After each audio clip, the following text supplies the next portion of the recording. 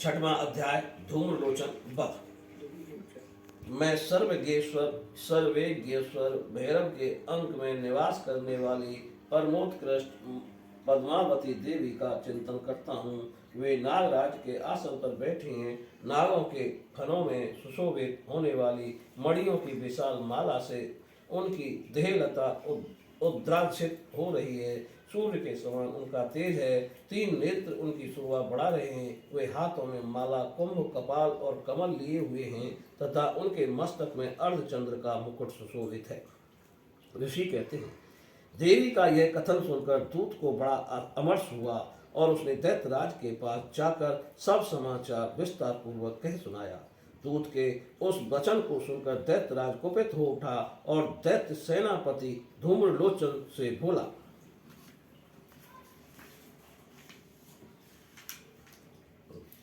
धूम्रलोचन, तुम शीघ्र अपनी सेना साथ लेकर जाओ और उस दुष्टा के केस पकड़कर घसीटते हुए उसे बलपूर्वक यहाँ ले आओ।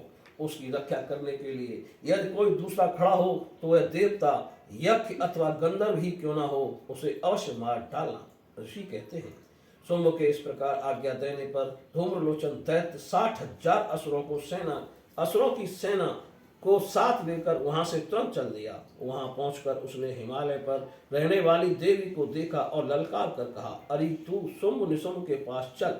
यदि इस समय प्रसन्नता पूर्वक मेरे स्वामी के समीप नहीं चलेगी तो मैं बलपूर्वक झोंटा पकड़कर घसीटते हुए तुझे ले चलूंगा। देवी बोली, तुम्हें दैत्यों के राजा ने भेजा है। तुम स्वयं भी बलवान हो और तुम्हारे पास विशाल सेना भी है। ऐसी दशा में यदि मुझे बलपूर्वक ले चलोगे तो मैं तुम्हारा क्या कर सकती हूँ।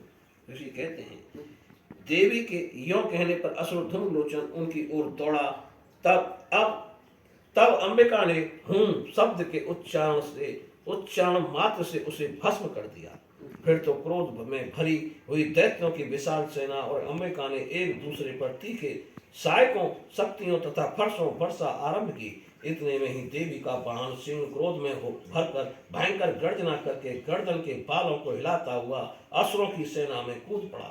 उसने कुछ दैत्यों को पंजों की मार से, कितनों को अपने जबड़ों से और कितनों ही महादैत्यों को पटक कर ऊंट की दाढ़ों से घायल करके मार डाला।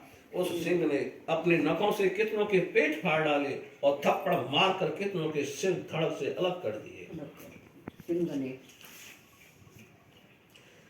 कितनों की भुजाएं और मस्तक काट डाले तथा अपनी गर्दन के बाल हिलाते हुए उसने दूसरे दैत्यों के पेट फाड़कर उनका रक्त चूस लिया। अत्यंत क्रोध में भरे हुए देवी के वाहन उस महाबली सिंह ने क्षण भर में ही असुरों की सारी सेना का संहार कर डाला। शुंभ ने जब यह सुना कि देवी ने धूम्रलोचन और असुरों को मार डाला तथा उसके सिंह ने सारी सेना का सफाया कर डाला, तब उस दैत्य राज को बड़ा क्रोध हुआ। उसका ओठ कांपने लगा। उसने चंड और मुंड नामक 2 महादैत्यों को आज्ञा दी, हे चंड और हे मुंड, तुम लोग बहुत ही बड़ी सेना लेकर वहां जाओ। उस देवी के छोटे पकड़कर अथवा उसे बांधकर शीघ्र यहाँ ले आओ।